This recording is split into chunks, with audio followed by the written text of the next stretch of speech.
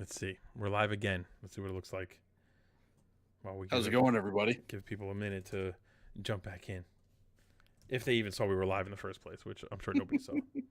Now it says we have two things live. What says we have two things live? YouTube. Oh yeah, you gotta give it a second. It'll the first one's got to end, and then this one's got to go live. Oh, there you go. That's the right title. All There right, we go. man. Let's see what it looks like. So we're good? Now we got the right title going. We're good. Yes, sir. We're good. We got it fixed. The only other thing is I got to pull up some images, right? I'll pull them up as we talk. But welcome to episode 61, Theater Room Podcast.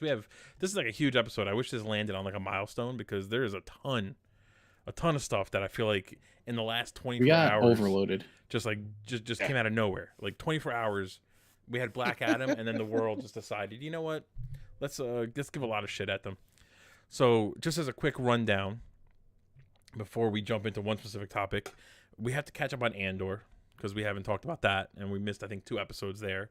We have not Game of Thrones, House of the Dragon finale was this past Sunday. We all saw Black Adam, and we all got thoughts. So that'll be the majority of what we talk about, but we'll get to that at the end. There's, what am I missing? Ant-Man 3 trailer. Finally, an official trailer came out that we all see is very different from the stuff that we heard at D23. And then, just to kind of kick it off, fucking James Gunn, and I can't remember the other guy's name because really, who cares about him? Taking over the DC universe in live action, not even live action, in animation, and live action, TV, and movies. Just a round of applause for James Gunn. Well deserved. What do you think, Fred? You're clapping over here. What do you think? I think it's a brilliant move by Warner Brothers DC. They clearly needed somebody who cares about their characters, who cares about making films involving these characters. Yeah. And like you see what he does with Suicide Squad and Peacekeeper. Like this is how Marvel started, taking 100%. characters that were not popular and made them popular. And this is what Gunn is doing for DC in the future, which is fantastic. It's a brilliant move. I really think so. That's a good point because, The Rock talks a lot about how, there's all this giant like Bible of DC characters, and we keep focusing on the same 3 DC characters, and so that's a great sentiment. But someone who's proven that he can actually make a character that nobody knows, one of the more liked characters, is James Gunn. So it's a fantastic choice. Yeah, I think it's one of the smartest things that now Discovery has done in this whole takeover. I've said it before, like I want James Gunn to be in charge of all of the weird stuff, right? Like I want him to be in charge of the Doom Patrol. I want him to be in charge of the Suicide Squad. I want 100%. Him to be in charge. Can you imagine him doing Doom Patrol? Gold. How good that would be? Yeah. That would be amazing. It would be amazing. Better than whatever the hell they're putting on HBO Max. That show's trash. Yeah. I do like Titans, though. Titans is awful, too. It's the worst version of Titans I've ever seen in any media. It's just god-awful. Jesus, tell us how you really feel. I know. Because I wanted it to be good so bad because I'm a huge Titans fan, but it's super frustrating when they do shit like that. It's a CW show with cursing. It's absurd. But James Gunn is the guy that I think can get them to a point where they can open up their catalog. 100%. Right? And in the right way, like open up their catalog, but do it in a way where everything kind of flows and makes sense, like with a long-term form plan. Like he really is a phenomenal choice and someone I never really even thought to be the guy who kind of oversees it all. And he's still directing. Like that doesn't mean he's not making movies and stuff. He's still going to be doing that too for DC.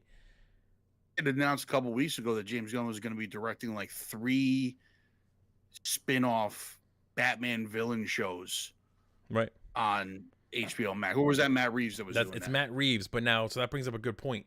They've confirmed that while James Gunn is essentially taking over, there's a few properties that still don't fall under, we'll call it the James Gunn verse. I mean, until they come up with a name for it.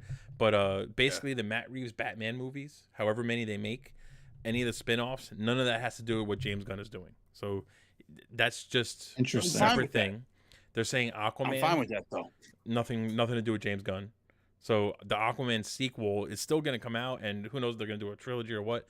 But none of that's going to affect James Gunn for now. Anyway, they can always change that. Flash movie, James Gunn doesn't touch his stuff. So yeah, but that stuff's already done. Right? No, so Right. I understand it's already done, but it's still a little weird. They announced a script for Flash 2 already. Exactly. This is my point. So there's still So clearly hopefully plans Gunn in the just works. says no. Right. And I'm wondering what that means for Black Adam. I mean, we'll get into the actual movie later, but The Rock clearly has plans for a giant universe built off of Black Adam.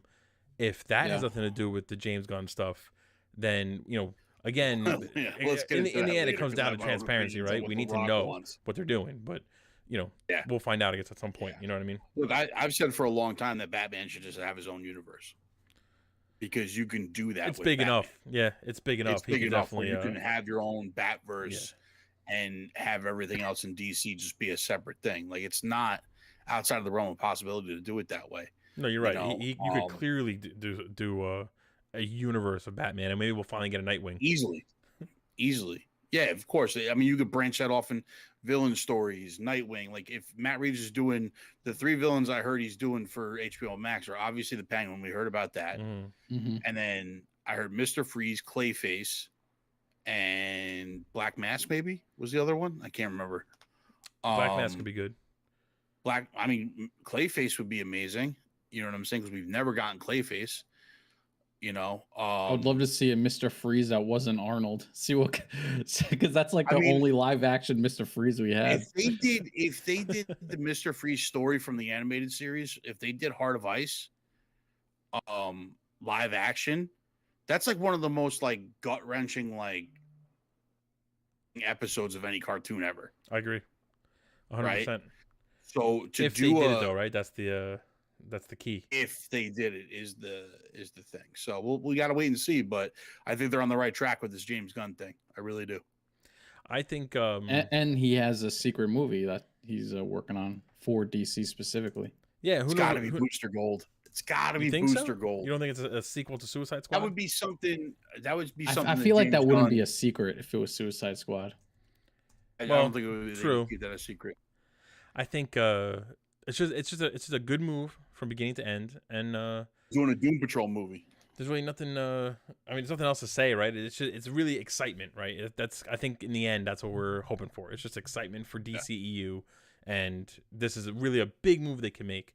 Just keeping on the DCEU thing, another major, not announcement, I guess it was spoiled in Black Adam, but Henry Cavill. I don't know if you guys saw yesterday. He posted on Instagram, not just confirming his role. Spoiler alert! If you haven't seen Black Adam, if you have not seen Black Adam, go watch it. I don't know what you're doing, and then come back and watch this video. But at the end credits scene, we see our boy back in blue and red, and he basically confirmed that he's not back just for that little cameo. He's back for an extended period of time. Yeah. We don't know how long it's going to be. He's not back for that extremely shoehorned cameo that was completely. Wait! Don't tell us how you feel. Yeah, we'll get to that. Yeah, we'll get save the juice. We're bringing up a lot of, he's already angry. He's like, so angry already. I'm like ready to just go off. Sorry. Listen, for anyone who's in DC all at the end because he's ready to fire off. We should have. For anyone who's in the chat right now or who kind of jumps into the stream and starts from the beginning, just know that you have 3 people on camera right now. All 3 of us have a different opinion of Black Adam. There's one of us, and I won't tell you who. There's one of us who hates it. You probably could guess who that is. One of us who loves it, and one of us who's kind of like, kind of right in the middle. And there's things to like, things not to like. Again, that's a teaser for later on, right? That's like like still to come is the Black Adam review. But so my personal thoughts, real quick before we kind of move on Henry Cavill is, I liked him as Superman. I am not a Superman fan in general. I think he's overpowered and kind of a boring character. But Henry Cavill's version was the most interesting version that I have seen, in my opinion. And I'm glad to have him back. I like him as an actor. He kind of deserves it. And really, if you're going to have Superman fight Black Adam, I think we said this, I said this to somebody at one point. Like, are you going to have some thin guy standing next to The Rock? Or are you going to have somebody who looks like they really could go toe-to-toe with The Rock? And Henry Cavill has both. So he's got the charm and the physique. To add to that, it's interesting that he announces that he's going to be Superman for the foreseeable future. Yep. With a day or two later, James Gunn taking over DC.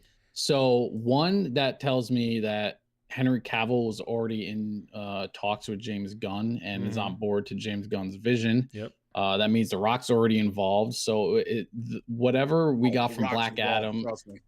No, we'll get to you. Yeah. We'll get Rock's to you. definitely involved. I'm just saying, like, as far as like the behind the scenes, all three of them are already having discussions for the future of DC, which is good. It's which huge. is great. That's so different than what we've been experiencing, right? I mean, Zack Yeah. Snyder was the last guy to have future plans for the DCEU, so it's huge. It kind of sucks to hear that Aquaman is not part of that vision. But Yeah, I but like I wonder said, if I it'll think get they're just saying rebooted. that in if a the way. movie They're does just well, saying that though, 'cause then that they can stuff's always already add it. filmed. Right. Yeah.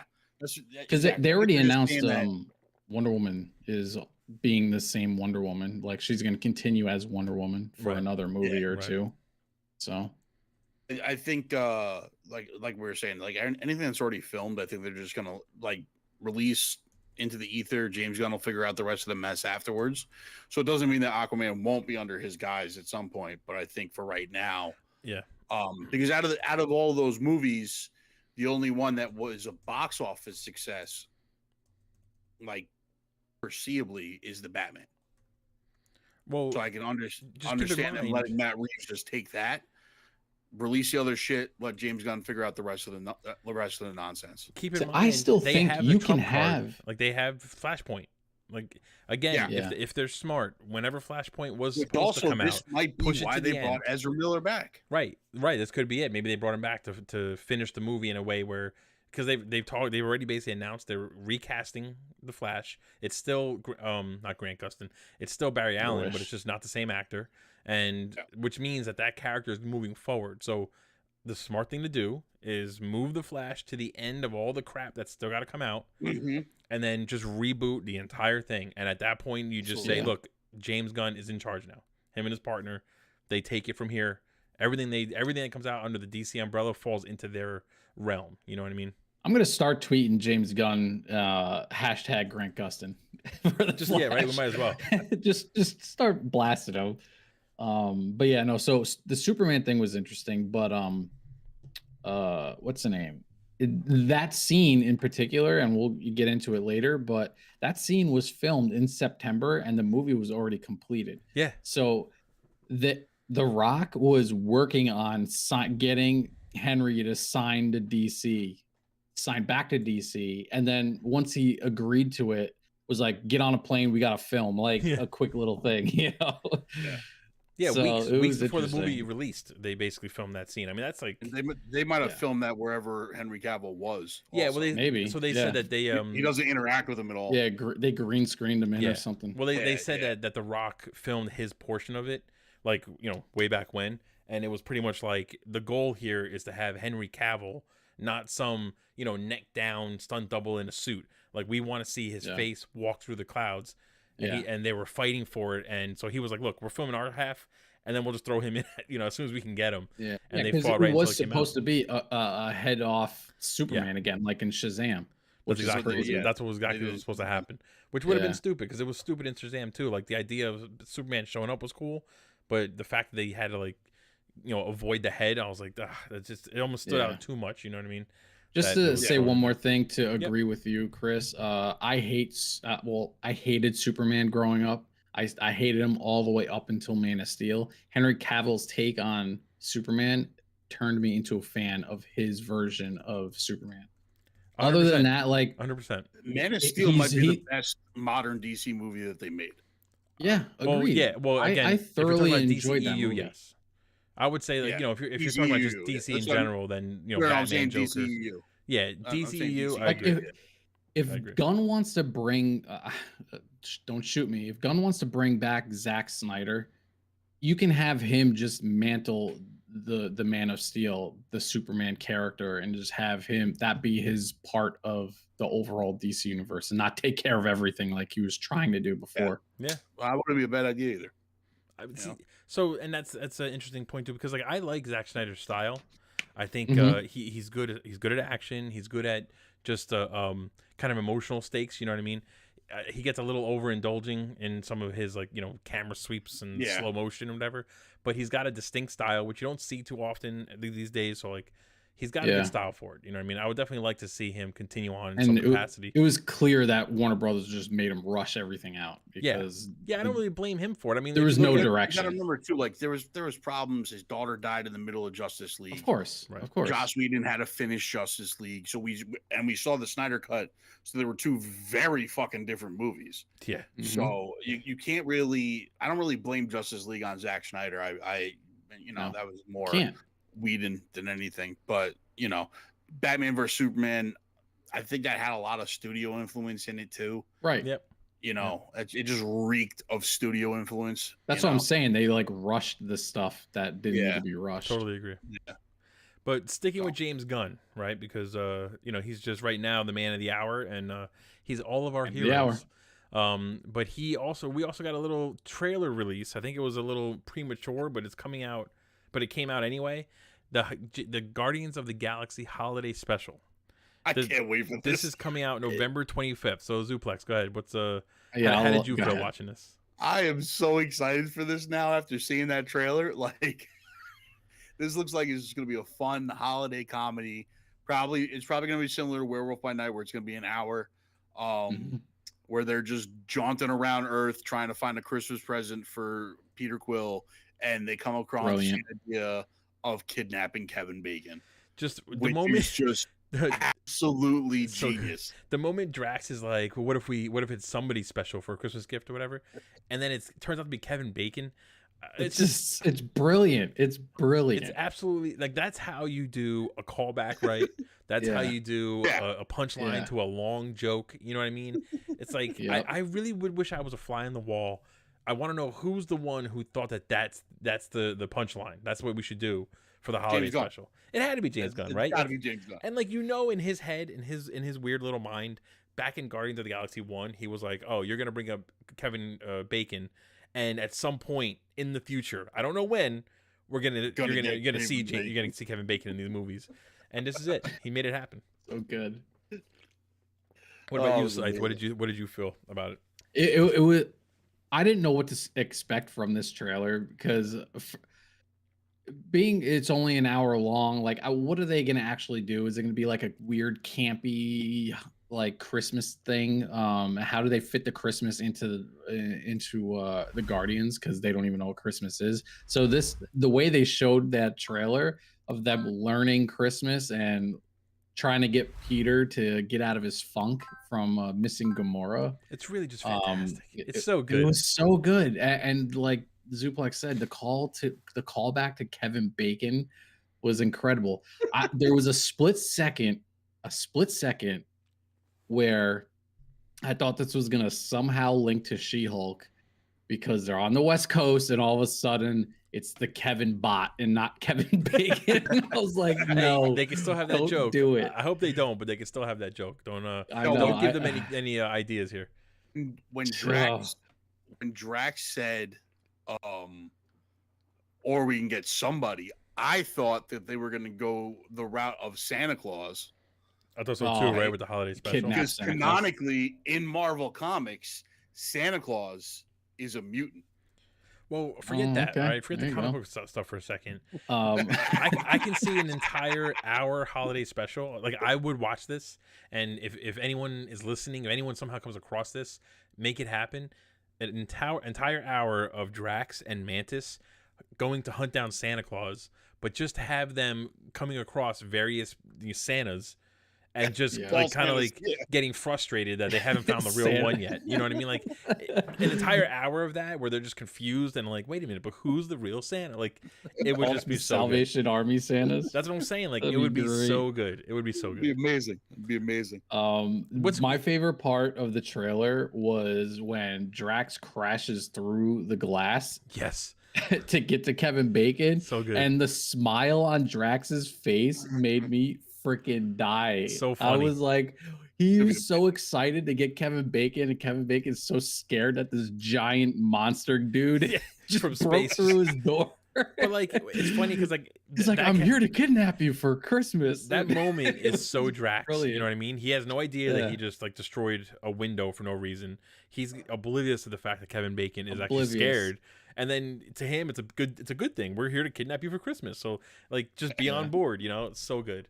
I will say, It was brilliant, man. the genius of, I guess, James Gunn, but also of this holiday special to me is that it's still continuing the story of the Guardians from the mainline MCU. Very much so. You know, like, Yeah. I think everyone thought when they announced this holiday special that it was going to be some, you know, it is a standalone story, but it was going to kind of just be some funny thing off to the side, similar to like the Groot cartoons that are on Disney Plus. But here, Peter Quill is sad, Gamora's not around, and they're trying to cheer him up. I mean, it probably leads into the next movie, to be honest. What's up, Fred? Did you see Groot? Speaking of Groot, Yeah, he was way bigger, bro. Way bigger. He's been doing some roids. You know what I mean? Some He didn't tree miss roids. leg day, arm day. Like he was just jacked up Groot. I wonder if they've been watering his plant with Gatorade or something like that, or Powerade. Yeah, It's got electrolytes. And if this is what Marvel's going to do every year for us, give us a Halloween special, a holiday special, and maybe throw in something else at some point where it's just like 1 hour, one-off stories, like one-shot stories about these characters. It's going to be amazing going forward. That's Last amazing. year we had Hawkeye. Hawkeye was our Christmas special. It was a whole season of Christmas. And you know what's funny but I'm too? saying, go ahead, sorry. I'm just saying, like, if they just do these one-offs, even it'll be Mhm. just as good as getting stuff like that. Yeah. As long as, like what Chris said, it helps push the story along, and it's just not like a random thing. I think that would be awesome. Just real quick, One Shot is in the chat. He said he has the volume off just because he doesn't want to hear anything, because he plans on seeing Black Adam, so he doesn't want to get spoiled. It's a good thing the volume's off, because we already spoiled some shit. But no, but True. you know, it's funny. So in my opinion, Werewolf by Night basically proved that these specials don't really need to connect, and yet the fact that this one does, it just makes it that much cooler to me. That we're going to get a little snippet of story that I'm sure we'll have a joke or two when Guardians of the Galaxy 3 eventually comes out. And it's just awesome. It's just really just, I was so excited for it. Yeah. I mean, and you don't know, Werewolf by Night, it was all new characters, so they make it. Yeah, it's a delayed connection. It's a delayed connection. True. Yeah, it could be. Connect down the line, you know, but I think it's very smart for them to start doing stuff like this. You know, it's been a long-standing thing, even in comics, that there's like Christmas one-off stories and stuff like that they usually do. So that is true. Why not keep the trend going? So now we're gonna stick with What Disney. up, Butters? We're gonna stick with Disney. Oh, what's up, Butters? What do you mean, my bad? You could take your time. You don't have to jump in right away. No big deal. Plus, like, we were a little bit of a train wreck at the beginning, so it's probably better that you didn't jump in right away. Sticking with Disney, right? We're gonna stick with the House of Mouse. We missed Andor last week. We completely forgot to talk about Andor. So let's it was the best episode. Let's dive into that. Dude. Because it was so I'm the host. I'm gonna go last. Go ahead, Scythe. You go first. This was the best. We're talking episode 6 at this point. Well, that's episode 6. Talk Episode about 7, was kind of a slowdown after the crazy. Episode 6 specifically was one of my favorite Star Wars things ever. That episode was fantastic. I could not agree more. It like I felt the anticipation and like the stakes throughout that whole episode. Like oh my god, they got to complete this mission, because in the background you have the TIE fighters being prepared to launch. Like it was just so much going on, and then they figure out that they're actually robbing the vault, and they come storming in, and they got to fight their way out of it. The visuals of everything going over the skies. I mean, one of the most beautiful things that Star Wars has put on screen. Oh my god, it was beautiful. Let me point something out to you though. Go ahead. As excited as you are for that episode, remember, this is a prequel. We I know what happens to Andor. Like, that's how good the show is. I was the same way. I mean, I'm getting goosebumps now just remembering it. I was so into it, and yet I knew he wasn't gonna die.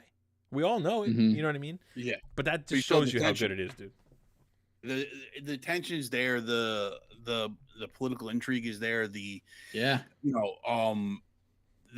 really is shaping up to be a real crazy spy thriller. And don't forget, this is the first And half. yeah, This is only the first half. Whatever know, they it's end wild. with, we're gonna have It's another wild 12. that Like, this is only gonna be half the season. it's crazy. Absolutely insane. crazy. It's episode 6 really felt like a finale.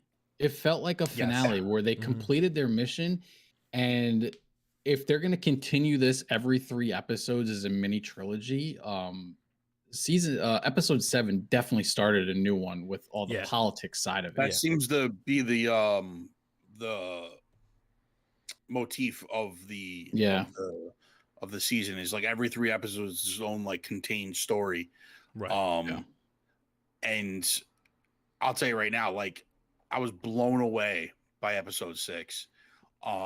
The visuals of it, the show looks amazing. It's acted so well. There's this is such a stupid small thing, but the only thing that bothers me, and it keeps bothering you have to have something, man. I like, listen, I agree, this is nitpicking at its nitpickiness. You know what I mean? Is that the rebels all have AK-47s. Well, you know, it's funny you say that because it stood out to me. It definitely stood out to me. It stands out. I'm like, why? But it stood out to me like 3 or 4 episodes ago that when he got to the camp, one of the guys comes out, and I'm going, that's just a regular gun. Like, this is Star Wars. Where's like the fancy like laser gun, you know? But exactly, but they shoot laser bullets. Like, they're modeled after AK-47s. That is just to let you know that they are terrorists. We know that means, right. So that all that means is that the producers or the showrunners or whatever, they're focusing on all these details, right? The locations and the CG and all this stuff, and then like right before they're ready to film, they're like, all right, where's like the weapons? And the weapon master comes out and just brings out guns, and someone's like, this is it, and they're like, we don't have time, so this is it. Let's just make lasers come out of it, like, and that's it. You know? Lasers. I know it's the only thing. Like, every time I see it, I just kind of giggle to myself a little bit, like looking with their AK-47s. It does. I will say it does kind of like take you out of it a little bit. Not in like a mean, major way, but it's not a big. Trust me. When I say nitpicking, it's just something that I noticed that I felt like I had to bring up. Butters says it didn't include trees walking to a volcano. That's what you meant. That would be his nitpick, though. That would be his nitpick. Yeah. No, I really just love it. It's funny to me because Rogue One, in my opinion, if it's not the best Star Wars movie that we got to see in theaters, it's definitely up there with like in the top 2 or 3. Like, it's just 100%. It's just one of the best, most intense, most well-paced Star Wars movies. And once they announced that we were going to get 2 12-episode kind of seasons of Andor, I remember thinking to myself, like, that might be too much. Like, we know what's going to happen. How can you keep us involved for 24 episodes? And, I mean, so far, they've not just proven me wrong. They have blown me away. I mean, Mandalorian getting was the clearly... birth of the rebellion. It's amazing. And they're doing it so well. Mon Mothma, really like, every character. We're visiting characters that I never thought I wanted to visit. We're seeing parts of the Empire that I never thought we'd see on screen. We're seeing parts of the rebellion I never thought I'd see on screen. I love that our heroes, and I put it in quotes because, you know, they got to do some shady shit if you're going to win a war. I mean, that's just how it is. All the best shows show that. Game of Thrones, Spartacus, like, the good guys are good, but they got to cross that line a little bit, and we're getting that for Star Wars, which is something I've wanted for such a long time, and it's just, I can't say enough about it. I really just love the show. And Mandalorian, watch out, because you were my favorite until Andor showed up. Yeah, this is on the heels of that, man. I'm telling you, it's so good. It really is. It's so up good. there. I can't give it the crown because I love Mandalorian that much, but it's up there. I do it's too. Definitely up there. And Mandalorian gives us, like, I think the character of Mando is just one of the best characters that we've gotten in a Star Wars thing. Yeah. Through 3 seasons, he's just a phenomenal character. So, like, it's hard to top that for sure. Yeah. The Darksaber and like the potential of what we're gonna see really is a big part too of why I love Mando so much. But you know, if this wasn't a prequel, this would be a really good big contender for the top spot as far as like the Star Wars shows. Yeah, because we know that there's an end and that right. We know what happens. So it's like, we know what happens. You know, so we know it's gonna be over soon. But God, I just love it so much. And it's so good that when we get episode 7 and things are a lot slower and focusing on the politics and all that stuff, knowing that it's going to pick up and the intensity is going to ramp up just makes that episode, that slow episode, phenomenal from beginning to end anyway. You know what I Yeah. mean? Yeah. The slow episode was good because we start Oh, yeah. seeing the internal breakdown of the empire of like, oh my god, we actually got hit. Somebody's actually coming after us, Right. and you just see them like panicking in the background, Right. and like all the senators. Not and only they're, that, but like, you see it how was like nuts. evil they can really turn. Oh yeah. Yeah. Oh, Oh, yeah. yeah. This is not only is this like the birth of the rebellion, it's also like the birth of like the evil empire. Because Yeah. like beforehand, they're just like, no, we're just corporatists and we have corporate security and this. That. Yeah. Now they're like, we're gonna just ruin everybody's entire families. Right. We're putting people in jail for just looking at us the wrong way. And that's Yeah. You things know. that we saw, like, or not we saw. That's things that we were told before, but now we're actually We've seeing. never seen. And that's a Yeah, big, exactly. a big problem with a lot of properties these days, that they kind of tell us, but they don't just let us see the stuff, you know, and they're too afraid. Yeah. Right? You can't show bad people on screen sometimes. Like, no, like we need to see it. We need to see it because it just makes us feel the we've power talked when the about it heroes win. before. We've talked about it before that that's one of the good things that the new movies did was they really did Yeah. show us like the evil side of the empire, like them murdering people in town, setting Mhm. fires Yeah. to people, like all that. And I think this Obi-Wan was another one. Yeah, Another one. Obi-Wan was another Finally one. saw Darth Vader just murdering people left Yeah. and right. Well, again, in Yeah. Rogue One is the first Just time we saw that snapping happening. kids' necks. Yeah. We saw, so if you watch the cartoons, right, you see Vader be Vader in Rebels. I think it was season 2 is when he first shows up, but you see him like just tearing shit up in Rebels. You see in Rogue One him just mowing people down, and then we see it again in Jedi Fallen Order, same kind of thing, just a powerful Vader that just is unstoppable. And then we saw it in Obi-Wan, and it's just like, you know, it's one of those things where it just proves that you do have to show that, you know, for lack of a better word, the darkness, in order for us to really be excited when the heroes triumph. You know what I mean? And we liked it before when they didn't show that stuff. So imagine how much better it's going to be that they're going down this road and really kind of giving us both sides of that coin. It makes you pumped.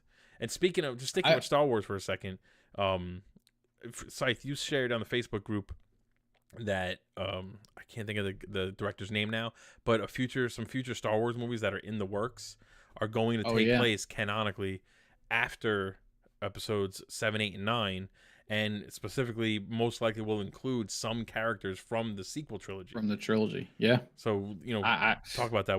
How do you feel about that? As long as it's not Rose. Like, I hate that character. That's not what I was I expecting. hate that character.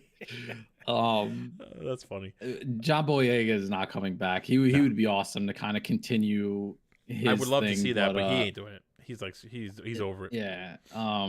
It would be cool to see how it's hard because it's hard to get so much Star Wars without including Jedis at this point. And considering that they reestablished Jedis in the latest trilogy, it's like, are the new movies going to be some of the kids that we saw that had Force abilities towards the end of the trilogy? Like, what kind of direction are we going to go? Well, there is supposed to be, I think they announced there is supposed to be a Star Wars movie. I forget who's supposed to be directing it.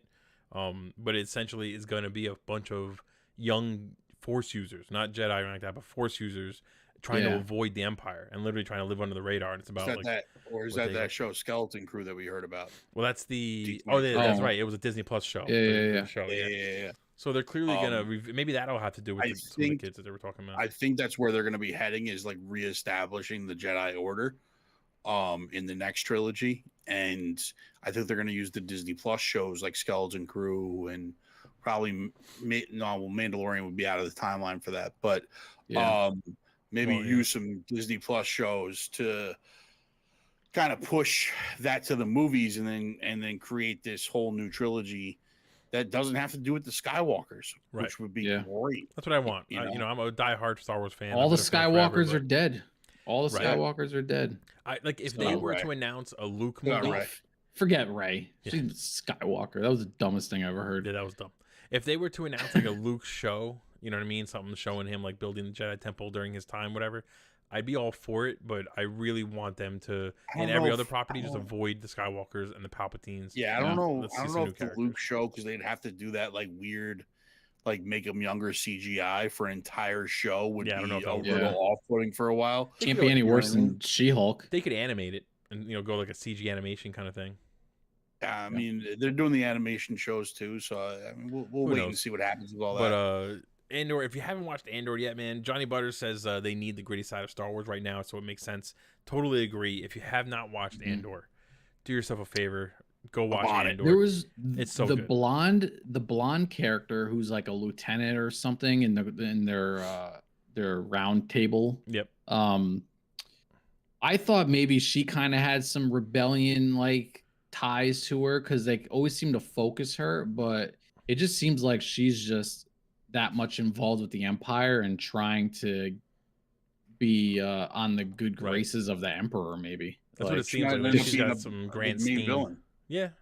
That's what but you know what? My only problem is, I will say the one negative is that she reminds me of. Was it Dr. Halsey from the Halo show? Yeah, and I think I said that. So like, that's a little frustrating. You know what I mean? I wish it didn't remind me of a shitty show like Halo. However, it's a small nitpick because the show is really just great overall. Yeah, it's good. Go watch Andor. I'm telling you. Go watch Andor if you haven't seen it because it's phenomenal. Absolutely. So let's see. What am I missing here? We talked about Andor. We talked about Guardians of the Galaxy. James Gunn. Let's go House of the Dragon before we get into Black, or Tech Adam. So House of the Dragon, man, finale is here. We have our first full season of House of the Dragon. Zuplex, go ahead. You could start us off. What did you feel about this, about the finale and the season as a whole?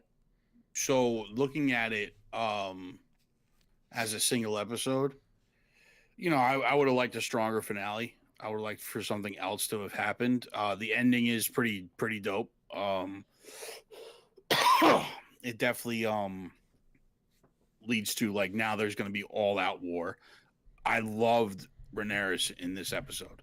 Absolutely, Rhaenyra. If you're gonna talk about anything Game of Thrones, get the fucking names right, dude. Who can get their names right? I do. Get their names right. Rhaenyra. It's not hard to say. They say it 100 times in an episode.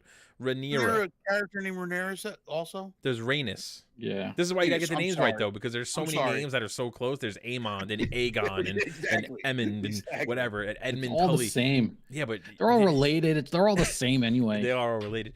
All the names are so close though that you really have to get them right because you could be saying one thing and that could be a real name, and someone could be like, "I'm confused." But it's also why you confuse them all the time because some of them are so close together. Yeah.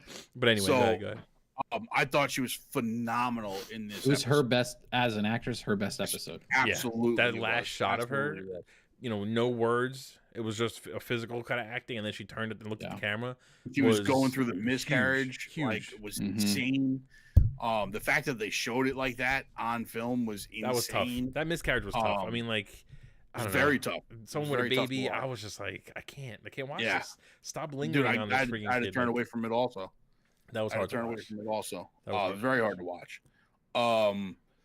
But looking at it as the last two episodes were really one episode. Agreed. Yep. I like it as a finale for this show because it leads us directly into what's going to happen in season 2. Like this whole is season the was start just a of the prelude. war. It's literally the whole season was. I wish they had told us that beforehand. That like, listen, this first season is going to be a prelude to basically the war and this, that, and the other thing. Yeah. Because I think this show is going to take off after this. Well, next season is going to determine that. Honestly, if they bring the Thunder, next season will definitely. If they really nail, I'm expecting every episode to just be bloodbaths. Yeah, I mean, I would. We had a long setup for this war, so that's what it is. Bloodbath.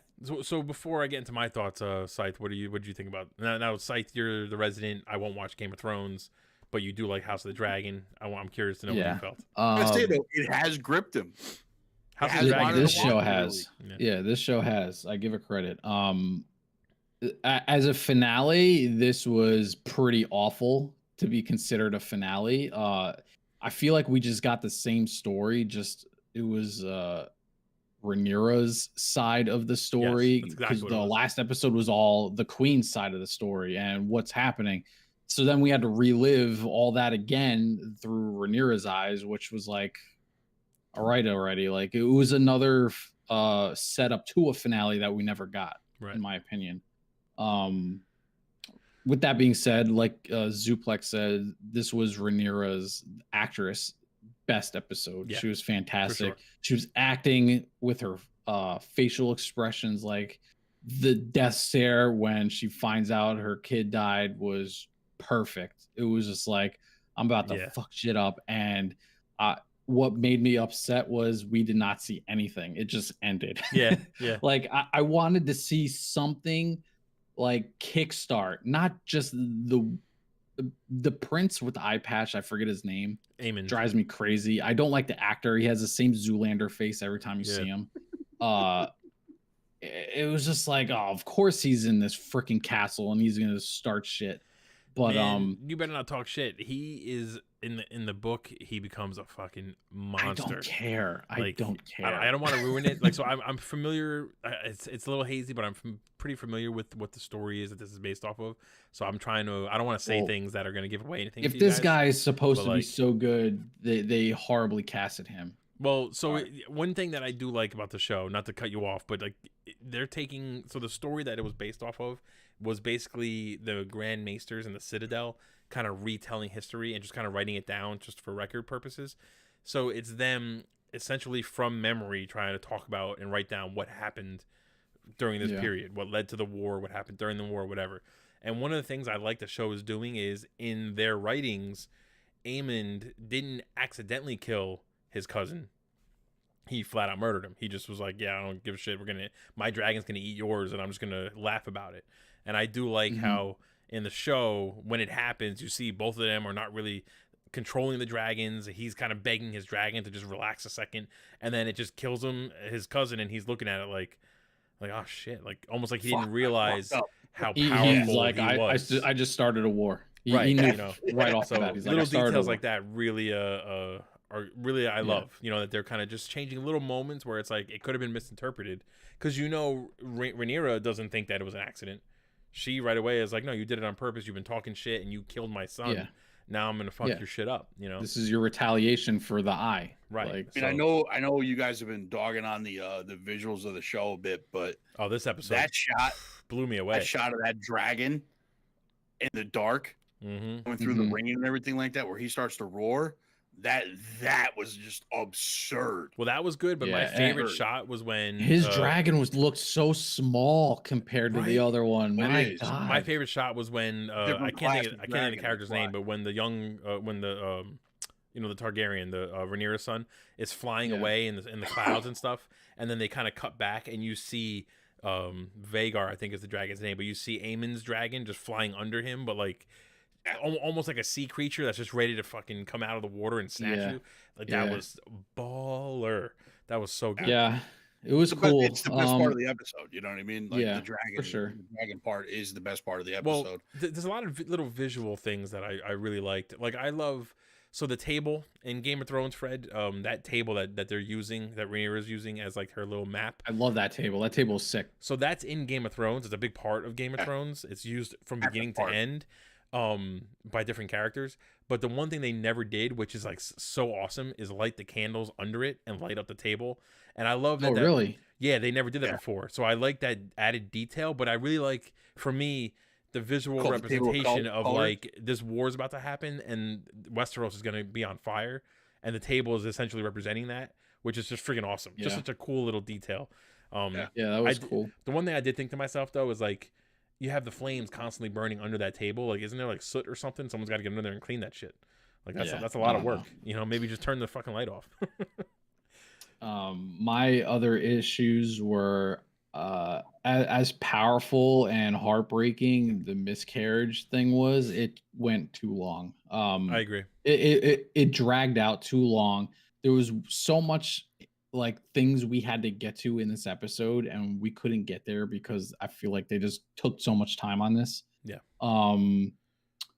And two things about the prince that died. One, I just didn't really care about him. Like it wasn't like I know it's impactful because it's Rhaenyra's son, but it wasn't impactful as a viewer because we had zero connection to this character other than watching him train and get bullied by his cousins here and there. I agree. Like, That's I don't why disagree it's with that. impactful because I understand what you're saying, but it's impactful because you know the significance behind his death. Not so much that he died, but you know that that's going to lead. that's what I'm saying. Like, I get the impact on a big scale, but as a viewer, there was no attachment to the character. So it's like it was like it was like henchman number 1 dying. Like, who cares? Like, I didn't care as a viewer. Yeah, no, I agree. I feel like the whole point of that scene, besides pushing, I look at it more like Uncle Ben dying. Yeah, no, but I feel like besides, like, he has to die, and you know he's gonna die. Yeah, but I didn't know he was gonna die. The whole point of that scene, though, I feel, was besides just pushing Rhaenyra into war when the whole episode she's kind of trying to avoid literally going to battle, was just showing us how out of control dragons really are and how much damage they can cause with just a little moment.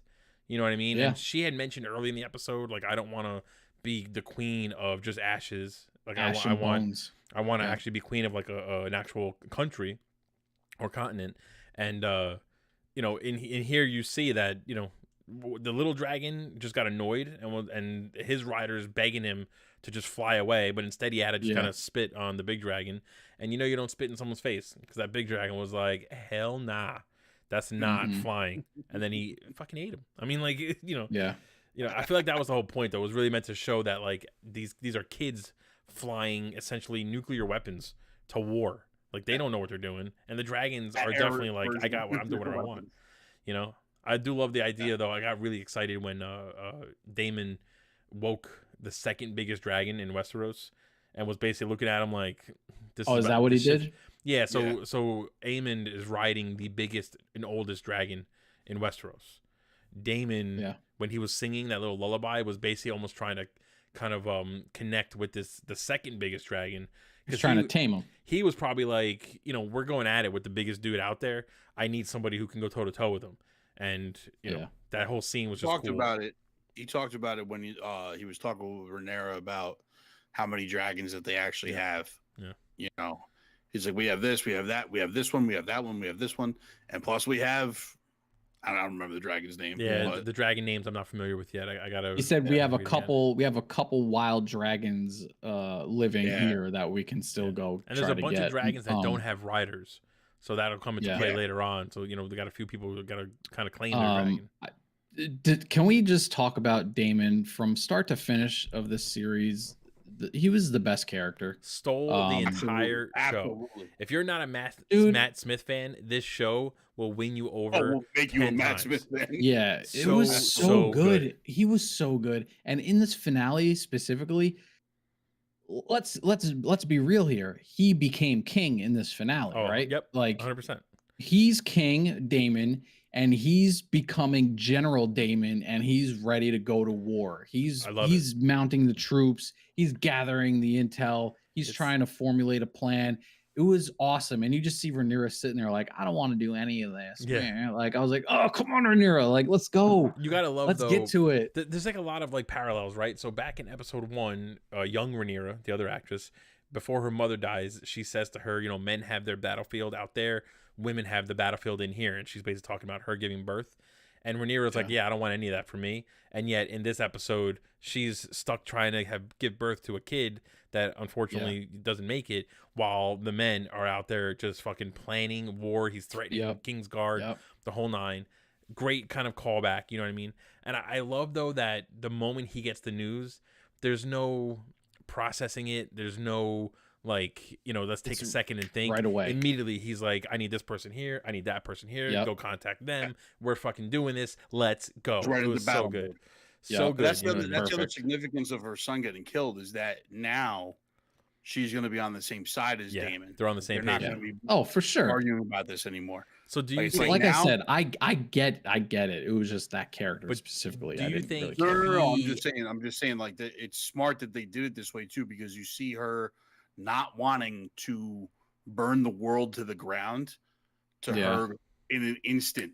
Being like, she should have took Otto's head off, though, bro. She should have took Hightower's head off, man. As soon as he was like, he kept calling a princess on purpose. Yep. He kept saying the queen is waiting your answer, and you need to bow to the king, and this and that. Damon should have just took the head off right there, ended it. I and be agree like, with Damon when he was hey, like, his head will suffice. We could just cut his head off and send it back. Yeah, That'll be the just message. Like, send the body back and be Yeah. like, this is your answer. Yeah. Like he was an antagonist a whole series. He was like just prodding and Yeah. pushing like his narrative on everyone, and specifically the queen. It was just, my God, with this guy already. How is he still the hand? Like, can we he was talk, fired though? and then he came back, and now it's like, come on with this. Can we quickly talk though about the power move of Rhaenyra basically flying her dragon behind Otto 100%. and his little guards, Yep. landing the dragon and then walking through Yep. them to talk to with them the crown on, bro. so- With the crown such a on. badass moment. Like, I was just Very kind of like, reminiscent to the earlier power move when she went to go get her egg back from Damon. yeah. Yep. And I know, like how they cut to him and he has his little smirk on, like, yeah, I remember when he did this. Yep. Matt Smith kills it. Matt Smith really just kind of won. He The show was is good, dynamite. but he just unbelievable the whole time. Do you think he purposely Performance. wanted to be the one to give Rhaenyra the news of her son? Because it was kind of like the whole time he wants to go to war, she didn't, and now it's kind of like, I fucking told you, this is what was gonna happen. Yep. This was gonna happen. I will say my one nitpick, like a real nitpick, was when she decided to send each of her kids out by themselves. I know they have dragons, but when she sent them out alone, in my mind, I was like, what kind of decision is that? Like, you know that there's gonna be problems, but it's a Game of Thrones trope. You know what I mean? The family needs to separate, Yeah. and then everyone's got to go through their shit. So, Well, it's also the idea of like her kids are no longer kids now. The war is on. yeah, they have to you be can't keep them adults. innocent, right? If this is what's gonna happen, Yeah, this is what's gonna happen. So, like, and they were they're meant to gonna be just going be to a battle. messenger. They're not fighting. Yeah. Like, But even still, like, they have to man the fuck up now, because it's time to do some adult shit, because you're not a kid anymore. Now you're a dragon rider. Get ready to fucking ride your dragon. You know what I mean? Like they have to be brought in, because now they're the heir, right? yeah. They're the heir to the throne. They're the next in line after her. So they have to start being bred as, you're gonna be king one day. right. Yeah. And they Oh. killed off the kid that wasn't gonna be king. Yeah. So that was convenient. Yeah, convenient. Yeah, they didn't. How ruin did any they bloodlines. find out that he died, though? That's what I want to know. Who knows where he's flying? He Somebody could have sent been the raven. over the sea, and Yeah. his body falls. Well, like- I'm sure at some point, like the dude, what was that, a Stark or the Baratheon? Yeah, Boros Baratheon. Boros Baratheon. I'm sure he was like, well, they're fighting their dragons in the Yeah. sky. You know what I mean? But Sees the dragon come down and goes, somebody send Right. a raven. You also don't know how much time Yeah. passed. Like, Aemond, with the dragon, could have landed back in King's Landing and then told his mom, and then they basically had to inform different people. Or, once one person knows, in Game of Thrones world, there's spies everywhere. Things get out. You know what I mean? So that's kind And of word one of those gets back things where you real have to quick just by kind of like raven. accept it. People are gonna Yeah, find shout out to the Valerians locking up. What was it, stepping stones, and Stepstones, yep. they're ready to put the chokehold on the water side. I love it. I really got so amped too when he started saying, I "Well, did like- we could do this and we could do that. And if we block all this, then whatever." In my head, I was like, Hmm. God, I just Finally. want them to fucking go at it. That is the one thing I will Finally. say. I said this last week when we talked about Ring of Power. For me, House of the Dragon started off unbelievable, and then these last, say, 4 or 5 episodes. Not that they're bad, but they didn't continue to get better and better and better. They kind of just kind of leveled off. Ring of Power for me kind of really just ramped up as the season ended. And I agree with both you guys. These 2 episodes, 9 and 10, were one long episode. And I get that the whole point is we're getting to war now and whatever, but as far as like finale goes and all that stuff, I found myself a little bored. You know what I mean? I gave it as a ranking a 6.8 for a finale. Like, it was good, but it wasn't Right. great. It was just it was like more of the same of what we already got in the previous episode. Yeah, I agree. I can agree with that for sure. But now let's get Overall, to, though, I'm gonna go 7.3 For on the the show. series for this show. I just liked the Game of Thrones aesthetic. So I think if I'm rating the whole show, I would probably give the whole show like an 8 out of 10. It's almost I'm at you. It's up there. Eight. It's high. 8 out of 10. The finale, I'm actually giving like a 7.8 because the acting was too good from Rhaenyra. The dragon scene was too good. Like there was far more good that outweighed bad in this. That I know it was a solid episode. It just wasn't a finale worthy episode. Yeah, I hear you. Yeah. You know, I hear you. But Agreed. Oh. we have a long time to wait. The next season doesn't come out until at least 2024. So they're going to start filming. fantastic. I think they already started production on it. Well, no, they're actually starting next year. That's what they basically announced, or I think it was yesterday, that production, like maybe pre-production started, but the actual filming is starting next year. And because of the fact that it's going to be dragon heavy, so there's going to be a ton of CG, they're going to give it a little bit of breathing room so they can try and get the CG right. So it's not, we're most likely not going to see it until early 2024 at the earliest, but most likely I would think it's going to be more like kind of summer 2024. I don't think they're going to make it in a year. So I will say, this show, like I've said before, has kept me intrigued to see where it plays out, or how it plays out. Mhm. So at this point, like I'm all in on House of Dragon. Like I got to continue with season 2. This show was good enough to hook me to continue now on. let me ask you this question. And I'll now give you it that have credit. like 2 years to watch Game of I was Thrones. just gonna say, before the next biggest season of question Dragon. is there any part of you that wants to go and watch Game of Thrones now? A smidge. There's a smidge of me that it's like, will I like it? Oh, Well, should I just skip ahead? I don't know. But I think you it's should so much. start- It's so much. Start with season 1, episode 4, and just take it from there. You'll figure it out. Yeah. So now let's talk about the Maybe. big We'll dog, see. man of the hour. Oh, Right. Oh. This is I might start this one because I'm kind of I literally put myself in the middle on screen, and I not feel like too it's far the off from right your spot for opinion me either. because like there's like things I like, things I don't like. But Black Adam's the big one. We all saw it. This was The Rock's promise, right? He was gonna revitalize the DCEU, the power structure in the DCEU was You gonna said that. change. All that nonsense. All right.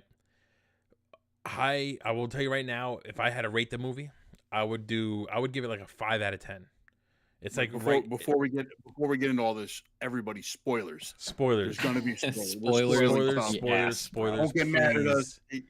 Please, Yeah, I can't- don't get mad at us. We can't talk about this without Spoilers. spoiling every little thing. So, Yeah, please, we if you can't. haven't watched it yet and you're interested in our opinion, go watch the movie and then come back and watch this. I will try Watch to the take movie. this section Watch our non-spoiler reviews on and TikTok. Then watch Yep, this. and then watch this one. And honestly, I'll probably try and take this little portion of it too and put it up maybe in a week and just kind of be like, all right, everyone should watch the movie by now. Check out what we had to say.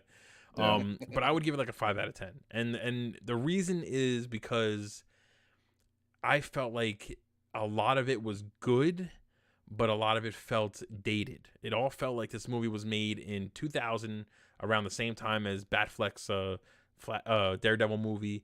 It had like cartoony vibe to it, but there were also things I liked. I liked the way, like the viciousness of The Rock. I liked kind of like the pacing of the movie. It was a lot of action. They didn't slow down much. You know, it just, I don't think it really knew what it wanted to be. You know, I don't think it revitalized the DCEU, unfortunately. I think it set a foundation maybe for something better. But yeah, I'm like kind of torn. I'm right up the middle. There were things that I was looking at like, what the fuck does that mean? Or what how does that make sense? And then there were other things that I was like, why you all right, felt that was kind of cool. You know, I laughed at some jokes. I rolled my eyes at other jokes. You know, so I don't know. To me, I'm like right down the middle. I didn't hate it. I didn't love it. It was just okay. When it comes out on HBO Max, while I watch it again, yeah, I'll probably watch it a couple more times just for fun. But there's nothing that I'm dying to see again. You know what I mean? No moments that I'm like, oh, I can't wait to see that again at home. So I don't even know who to start with. You guys both have such drastic opinions. Who did I start Game of Thrones with or House of the Dragon with? I think that was Zuplex, right? So Scythe, go ahead. You go first. All right, Fred. All right. Suplex, sorry, bud, but I absolutely loved this movie. Of course you did. Wait, what do you mean? Of course, we call him Kenny, and now you're saying of course I know, right? That doesn't make any sense. And it's DC. Why should I love anything DC? Right. I was thoroughly we generally hate DC. I was thoroughly surprised and happy that I got to just have fun watching this movie. I didn't expect anything crazy. Nothing serious, nothing like DC universe related. I just wanted a fun action movie like a Rock movie usually gives us, and that's what I got, and I thoroughly enjoyed it. It was action from beginning to end. There was very little downtime, and the downtime for me was uh like the kid and the uncle, just little funny parts here and there. Like, to me, it was just a fun movie. The Rock, the way they showcased his powers, I know Zuplex hates the way they showcase his powers, but to me, it worked. The way they moved in and out of slow motion, not to harp on the slow motion because I know you're gonna go Out of crazy slow on it. motion. They never moved out of slow motion. All right, keep going. Dude, no, it wasn't. The whole movie wasn't slow motion. It was All right, parts keep going. where I'm gonna you had destroy your slow argument. Go motion. ahead. They had the slow motion where he's turning rockets and stuff like that. But then they had the speed up times. So it's like you see the slow motion, you see the action he's trying to do, and then you just see his character go boom, boom, boom, boom, boom, and just start taking things out left and right. And I was like, this is awesome. This is what I want to see. The lightning somehow looked better than it did in the Flash. That's the only thing that Justice looked League. good, though. That's the The problem. lightning looked the only thing that The awesome. looked good. lightning did, but everything Lightning else looked- looked I'll give you that. cartoony. Is Lightning my looked awesome. issue. It didn't look cartoony to me. I don't know where It you looked so say cartoony. that or how like, you say that. Well, but like in the opening scene, well, not the opening scene, but with the Black Adam, when you first see the Rock, Black Adam, and I like the kind of composition of the scene where the main character is kind of running away, trying to escape the cave, and in the background he's just tearing through people. All right, like great idea, but I was watching him. I wasn't really watching her, and like you see him grabbing people by the leg and like swinging them into a rock, but there was like a floatiness and like a kind of weird elastic kind of thing happening with the animation. That's what when I'm saying it looked cartoony. I noticed that so much, especially from the moment the Rock shows up as Black Adam till probably the first fight with the JSA. Every action scene had that like weird animation to it where it was almost like hand-drawn animation rather than like mocap and all that stuff, which obviously, you can't smash somebody against a rock, so it's got to be hand-drawn. But it took me out of the scene. It really looked kind of silly to me. It didn't look as cool as I think they wanted it to look. The lightning, I thought, I agreed. The lightning looked great, fantastic. And if they stuck with that in the beginning and kind of didn't show us the speediness stuff and just kind of stuck with his powerhouse like lightning and punching and whatever, and then kind of built up to like, let me show you how strong I really am, and then all of a sudden he turned on the speed and like you're like, holy shit, like maybe that would have been better. But I really didn't. I didn't think it looked that great. I really didn't. But sorry, I interrupted. Go ahead, keep going. No, it's fine. I'll just agree to disagree because I like the way they did it. In the end, remember, in the end, we're not trying to change each other's opinion. We're all allowed to have our own opinions. All right. Right. So go ahead. Of course. Some For me, it worked worked. wrong, like Fred's. Yeah. Okay. Bring a power guy. Yeah. I mean, yeah, that's for true. Though, me. you keep talking about how Ring of Power's writing was so bad, and it really wasn't that bad. So, like, But anyway, go ahead, Fred. I'm sorry.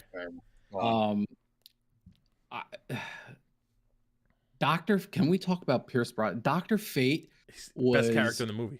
A gold mine for this Absolutely movie. Best character in the movie. Yeah. The way Pierce Brosnan portrayed him was perfect. His snarkiness, his sarcasm, as he would, have with Black Adam. Like, he was just perfect for the job. And his suit, as we saw in the trailers leading up to the movie, the suit looked awesome and it looked really good. On screen, on the big screen, it was just phenomenal. I just feel like they didn't take his powers far enough. Like, they limited him to some holograms and one projection that he used to kind of hold Black Adam down a little bit, and then an astral one of the most powerful characters in the DC universe. I know they could have went harder with him and gave us more, but what they gave us I thought was unique because they showed us something different that we didn't get in like every Doctor Strange movie, like in Doctor Strange. See, I felt like it looked exactly like Doctor Strange. Huh? I felt like it looked exactly like that. Like, to me, really, he was using his symbol as like a weapon, like a glass weapon. hitting Yeah. people with it. He was projecting himself into different areas and like having full conversations. He was like force ghosting himself almost, Yeah, but and having it was astral projection. We've seen conversations. Doctor Strange do that. You know what I mean? We've seen. Not really. I feel like, I don't know. I felt like every character essentially was The something we saw mirror before. stuff, yeah, sure, but like a lot of things he was doing was just different. And he sacrificed And himself for absolutely no reason whatsoever. yeah, him dying That was was silly. definitely a con, That was silly. Yeah. a big time reason to con, do it. because my only thinking is that they're gonna spearhead a new Doctor Fate and let that person run Right. with it for years. Right. Like Pierce Brosnan probably just wanted it to be a one and done thing. I can see that. I can see them doing that for sure. Maybe. Because or the we helmet's never gonna see him the again. helmet's gonna choose a new person. Right. You know that's And what's they gonna made it a happen. point to say that a couple of times. So like Right. clearly, you know, it's gonna be back. You know what I mean? At least like, Right. you know, It- if it they ju- have plans for It it. just sucks that it's not Pierce because he did such He a was fantastic fantastic. job. He really with just it. stole the movie for me. He was him and the uncle were the two best characters in the whole movie. Yeah, of course. Yeah, I'd agree with that. Hawkman, the actor, my God, he was a rough watch. Yeah. The actor himself, he was just it was a boring portrayal of Right. Hawkman. Right. The costume, it was whatever. Like it wasn't great, but I could live with it. I will say though, the battle scenes with Hawkman I thought was very cool. Especially in the end when he used a Dr. Fate's helmet and projected himself. I didn't see that coming. That was a very cool addition to that battle scene See, that you I weren't had problems expecting with that. from him as a character. I just feel Made like absolutely no sense. I feel like they made it a point to say that the helmet chooses chooses who can touch Thank it, you. and like no one The would helmet care. let him do it. The helmet let him the do helmet it. But then it will also disappeared. drive you into madness. No, but then it just disappeared. So like you're telling me like the helmet It basically went to was go like, choose its new person. but then why did it let him touch it? It just there's like a logic leap there. Made You know no what I mean? I don't get why Made like the no helmet basically sense. wanted to save the day. The That helmet doesn't make wanted to sense. finish the battle, and But it the let helmet him doesn't take choose the who power. wins and loses. It just shows you your fate. That's the whole. Isn't that the whole point of Doctor Fate? Isn't that the whole point of the helmet? Like, But it let him harness some of the power to I don't use know. in the battle. I felt like I didn't like it. I didn't like that as You're like the reaching. payoff. I Yeah. don't know. I'm You're not reaching. It was a massive cool plot scene hole. to see, bro. It was a cool scene. massive I don't plot hole. care. Listen, I'll say it was a cool scene for sure because I thought it was cool and I didn't expect it. I agree with you. However, to me, it felt like a cool scene for the sake of a cool scene, not a scene that really made sense in like the grand scheme of the DC universe and the character and all that stuff. You know what I mean? Like I just didn't feel like. I also agree It though. made Dr. sense to Fate me. didn't need to sacrifice himself. If they wanted The us to be, dude was friends, and he got permission from the helmet to They use it for that established- fight. I guess, like They established it earlier in the movie when Adam the Smasher goes to touch it that anyone that touches it that the helmet does not choose will be driven into madness. So A why isn't helmet let Hawkman him driven choose. Like the helmet chose him. How is No, this the hard to helmet chose- understand? The helmet didn't choose him because the helmet flew off. If he See, became the that's- new Doctor When Exactly. he Fate, was I'd agree done, with when you. he completed the battle, the helmet was like, if that he was became- it, and I'm he gone. became- The helmet doesn't stay just for the battle. Right. It consumes you. That's the whole point of Doctor Fate.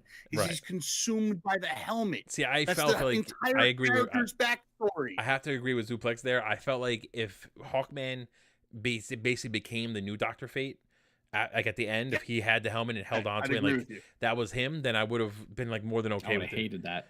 See, I would have been hated that more than with a okay with passion. it. But the moment the helmet disappeared, I And what literally, they I think, did- said to John, I was like, "So why did it let him touch it if it didn't want him to be Doctor Fate? Like, what was the point of that? You know?" And like, because the helmet doesn't Zero. care. The helmet doesn't care if Satan wins, if Black Adam wins. The helmet gives no shits. The helmet's just gonna do what the helmet Well, does. and it's apparently gonna Pierce exist. Brosnan saw the future and was like, "I need to die for this stuff to happen." Exactly. He saw the future, and any And the that he future saw, he could've included realized- Dr. Fate helmet allowing him to use it. Would you say he saw he 14 million also could've futures and they just only win in summoned one? Black Adam God, from outside it's not hard to castle. understand though. I don't get it. At- I don't get the at argument. At any point, he could have just summoned Black Adam or not imprisoned him because he knew they were going to need Black Adam to defeat this guy. See, now so if he was here's- able to see the future, like there's a massive plot hole No, around but Dr. Fate. forget that. Forget that because I agree with you there. Forget that, right? the moment Black Adam, gave up his powers and they were going to imprison him, I almost said it out loud in the theater, like, well, of course he's just going to come back with the powers later to save the day. Like, it was such a cliche moment in the movie that I didn't like. They didn't need to do all that. They didn't need to lock him in. No. I understand, it wasn't exciting that we saw the girl from Peacemaker show up. Like, who cares? Who cared about that? We all knew that he was going to release himself, and then the Rock had weak Rock had to fight his way out of the raft or whatever. Like, in slow-mo, by the way, so it's not just Black Adam's. The moment he got out of that thing, you're telling me he couldn't rip that thing out and just say Shazam? Also. Like, come on, dude. That part I didn't like. He didn't have powers. They didn't use slow motion. They did. No, they did. When he fights the guards off, they did use slow motion there. Yeah. I just think they were moving slow because he had no powers. Well, maybe Well, maybe we were so used to super speed that we thought it was slow motion, and it wasn't. Maybe. Every single fight in this movie was in slow motion. Not just You're gonna hate a Flash movie, bro. You are absolutely gonna hate a Flash movie. The DC doing a Flash movie. I don't want to hear any explanation. You're gonna hate a Flash movie. If they were using it just to Ezra Miller's doing Black that silly Adam's powers. That's silly. Why was Cyclone in slow-mo? Why was Atom Smasher in slow-mo? Why was Hawkman in slow-mo? Why was Dr. Fate in slow-mo? Why were the Army men in slow-mo when they were fighting each other and Black Adam was nowhere to be found? So don't give me this BS that it was just to showcase Black Adam's amazing speed, because that wasn't what it was. It was The Rock being like, it would be really cool, brother. Do everything in slow-mo. Like direct a movie. Macho Man was in it. He might as well have, because I will guarantee you something. There was a good movie here at one point. No. There was at one point here at one point. And The Rock got his hands on it and said, no. I'm the star. We're going to make this about Black Adam. We're going to make this about what I want. If you don't, then you don't get The Rock. And he got everything he wanted. And this is what we got. A Rock movie. Because that's all this was, dude. Well, let me ask this. Fred. It was a fun movie. Listen, I'll say it was a fun movie. Like, it was kind of like a throwback to like old school superhero movies where it's more about just to me, the silliness of the superhero movies. But here's one thing that bugged me.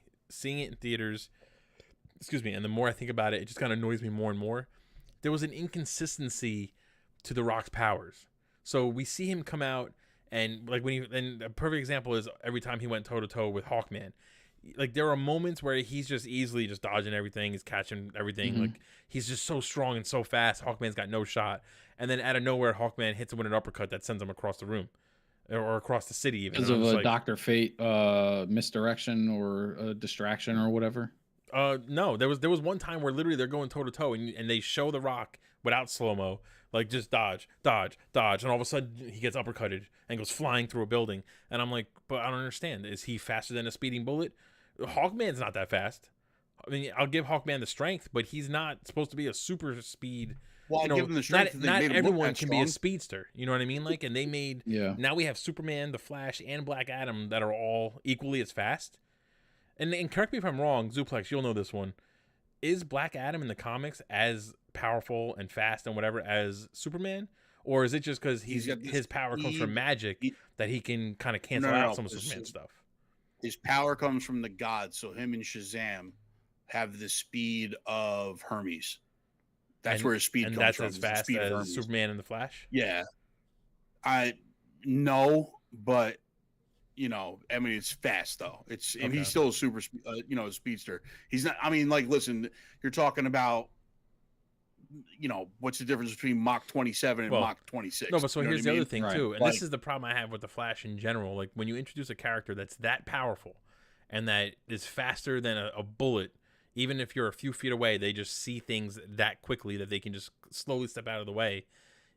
How does anyone land a punch? How's it even possible? You know what I mean? And again, exactly. Hawkman is not supposed to be some superhuman speedster. He's not supposed to be near the level of speed that Black Adam has. I think there was a lot of distractions or something going on. It could be. I guess it could be. He either gets his powers from the Egyptian gods or he's a Thanagarian police officer, depending on which version of the Hawkman we're getting. Well, we don't know. Because those are backstories, which brings me, they didn't talk to anybody about it, but they made sure. See, this is what I'm saying. Like, this is how I know that something got changed along the ways. Chris, you talked about it earlier where you were like, just a lot of stuff didn't make sense. Like, it seemed like it was one thing. It seemed like it was another thing. Everything seemed disconnected because I guarantee that over the original story for this, there was a subplot where Hawkman wasn't part of the JSA, but got released with Black Adam at the same time, because the King Khufu, right, who was the original guy that Black Adam was fighting, right, in Hawkman's Egyptian backstory, King Khufu kills his ancestor and then traps the power into a knife, and when Hawkman touches the knife, it turns him into Hawkman. So there was an entire subplot in this movie, I guarantee you, that The Rock was like, no, I'm the star. We're not doing this Hawkman shit. Make him like Professor X with a pool that opens up and a jet flies out. So, and not only that, but it looks like they were like, oh, this works in this movie. Let's have an X-Men style mansion with a pool that opens up and a jet that flies out. Let's have Dr. Fate's powers look just like Doctor Strange, because Marvel did that well. What else do people love from other? Let's have a kid, because we need to have a kid. They love Ant-Man. Funny with the Rock becoming Giant Man. So let's just do that. Yeah, we'll have Adam Smasher become Giant Man, because they love that Giant Man stuff. You know, it just reeked of, what is Marvel doing? Let's do a bunch of that and see if it works, and it didn't. And then, wait, you forgot also, let's put a terrible CGI villain right at the end with no backstory or no real reason to be a bad guy. The guy looked worse than Steppenwolf. Do you guys know who? Can you visually remember the main terrorist from True Lies? Do you remember what he looks like? I gotta send you guys a picture, because it was literally that guy. They just hired an actor who looked like him. Sabak, right? Yeah. Like, so one of the worst villains I've ever seen. Like, it was just so bad. Oh, it was just so bad. God awful. It looks so terrible, dude. It was so obvious that his like little twist, and then he just looked horrendous when he became like the full-blown Satan. There were certain things in this that just didn't make any sense, right? Like, they're sitting there on the plane, they're talking about they're sitting there on the ground, they're talking to the chick, Cyclone, and she's the boy's mother.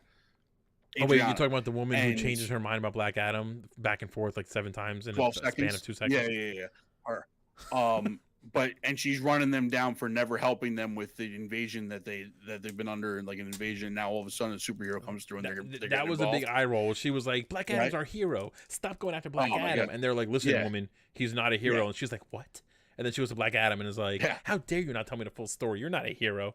I was like, here's the part that drove me nuts. Is they're like, listen, we're going to negotiate a peaceful surrender. That's what we want to do. We don't want any more bloodshed. We want to negotiate a peaceful surrender. They go to the temple with her to talk to Black Adam, and the first thing they say is, you're either going to be in prison or you either get on your knees or you die. Yeah, like that's the peaceful negotiation that they were coming up with. I thought the same magical thing. JSA. They're like, get on your knees or die. Hawkman sucked, man. I'll cite this on the same page there. Hawkman definitely was not great. Whoa, that's not what we talked about, bud. Yeah, well, he saw 14 million futures, and they only win one future, so he just let that happen. He just let it all plan out. I wonder where he got that from. It's so fucking ridiculous. Yeah, I wonder where they got that thing from, right? Yeah. It's just airs of work. I mean, I really wanted to enjoy a lot of it. There were some jokes that really made me laugh. I in particular, there were some in particular after they told Black Adam not to kill anybody, and then like he was chasing, they had the kid in the trunk and he's chasing all the bikes.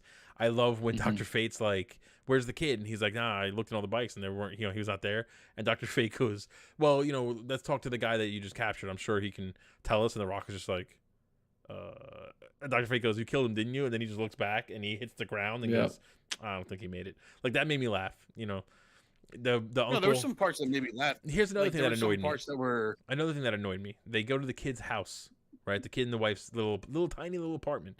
They live in slums, and Hawkman shows up, and for whatever reason, he just needed to fight. After getting his ass beat twice already, he was like, I'm gonna get you with my mace. And then they have this brawl in their house and just destroy the whole thing. And I said out loud, like, doesn't somebody live there? And not one person says anything. And then later on, they never bring it up in the movie. There's never a talk of like, all right, you can protect Kandak or whatever it is, Kandak or whatever it's called, but maybe don't destroy the place that you're so in love with either. Maybe keep it safe, keep the buildings intact. As he's flying around, he's just punching holes through every building possible. Black Adam didn't care. It wasn't the same place that he grew up in. Why can't I think of the name? Is it Kandak? Just didn't make sense, man. Kondak, yeah. Kondak. Like at the beginning when you first see Black Adam, right? I understand that Kondak is under military rule, right? They've been invaded. They were under military rule. There was obviously like the Ishmael guy was a spy trying to like get this, and he had a little sting operation set up for him. So at that point, you don't know that they're going to unlock Black Adam. They don't even know Black Adam's there to be unlocked, right? And they sent 40 tanks and missile launchers for a 90-pound woman. Well, I think the compound was not like, it's not far away. Like it's not like it took a long time. It would take a long time for them to get there. That was my interpretation. Like, so maybe it was like backup was called in, and then they arrived. Seemed like as soon as he got outside, they were waiting. Like, we got her. Who's that guy? I am glad at some point Dr. Fate finally pointed out that Black Adam never used a door, because that was bothering me too. He was there, he's walking into buildings, just bursting through every single wall possible, and I'm like, dude, the door's right there. You have to understand there's a door. Come on, I did like there was a, and he did the joke like, yeah, we had doors. He's like, yeah, like that would be. I did like the cool little detail. I liked it. The guy that played Black Adam's son, his older version of his son, was the dude from Young Rock. Oh, I didn't realize that. That plays the young. Really? That plays the young. Yeah, he plays the young. Cool. Not when he's the little kid. Not, the son in Black Adam, not when he's a little kid, but when he's like the adult version of the son. Right. When he gives him the power. Like that. Yeah. That's the actor from Young Rock that plays like the Rock that's cool. In the wrestling business. I mean, cool. I thought that was a cool little detail. I really want to like it more than I do. Too, man. I really did. I really did. I just think that I don't know what you guys expected, but I had fun. I feel like there was a 3-hour movie. Not every movie needs to be 3 hours, but I feel like there was a 2.5 to 3 hour cut of this movie that they cut down to the 2 hours that it was, and I feel like we're missing a lot. There's a lot of scenes that would have kind of slowed things down a little bit, get us to know characters. Like, my biggest problem with the whole Dr. Fate sacrificing himself thing is that it was meant to be like an emotional moment that he's basically sacrificing himself for his friend. But, they said that they were friends and that they've known each other for a while, but we didn't get a lot of them just kind of bullshitting and interacting. The reason why we love it, or we really feel it, when Iron Man, Captain America, and Winter Soldier are beating the hell out of each other, is because we have all this time where we see that they're getting that Iron Man and Captain America, while they butt heads, are really friends and are there for each other. So the Dr. Fate death was dumb. It was, but like so I just felt like a lot of the movie felt like that. Like we could have used a little bit more of every character, so that we could kind of connect with them a little bit more. The Dr. Fate death just felt so shoehorned into there, right? Because it felt like we have to kill him because Pierce Brosnan is not going to sign on for 10 more movies. So let's find a way to kill him, right? And it just because like the whole reason that he sacrifices himself, he didn't have to do. Right. And like there's absolutely no reason. But I also hated the villain. I did not like the villain was stupid. The CG I mean, like the villain didn't bother me. He wasn't great, but he didn't bother me. It wasn't like so he looked so bad though. Old deep pull from DC Comics. It's not the like, choice of villain. I didn't mind that. He just looked horrible. I really thought that once he came out, suddenly The Rock clearly looked CGI. It just looked bad. I just didn't like that was a choice they made, honestly. I think they should have I did like that Hawkman was like beat his ass, like finally, like go ahead. Yeah. I'm done. Go ahead. And that was a good payoff. I'll say that, because the whole time he's like, stop doing it, stop killing people. So that was, I don't know. I just feel like and then, him ripping him in half, like I think was meant to be this big like lethargic moment, and it was kind of like, we kind of knew it was coming, so the violence, again, I said this to you guys in the chat. It would have looked better. They should have gone a little further with the violence. And I'm not talking like full-blown, like gory stuff, but in Zack Snyder's Justice League, Wonder Woman kicks the shit out of a henchman into a wall. There's a blood splatter. And just that like visceral like thump on the wall and then the blood makes it that much more impactful. And I feel like they could have done that in this movie. He murdered so many people in that movie. But you didn't really see him murder anybody. The people you saw him murder, he threw in the air. And we knew they fell and died. He melted somebody with lightning. One guy, and you saw the head, and he just snapped the head off. One guy. That's how you started. Dude, I'm thinking to myself like, he's gonna tear these people up, and then everything else is just a quick zap, and they're gone. You know what I mean? And I wanted more. I wanted a little bit more violence. I wanted it. I want it. I I need mean, it. yeah, more violence is understand- fun. I'm not. That's fine. Add more violence. Again, though, I sound like But, I'm just hating I on it. didn't understand.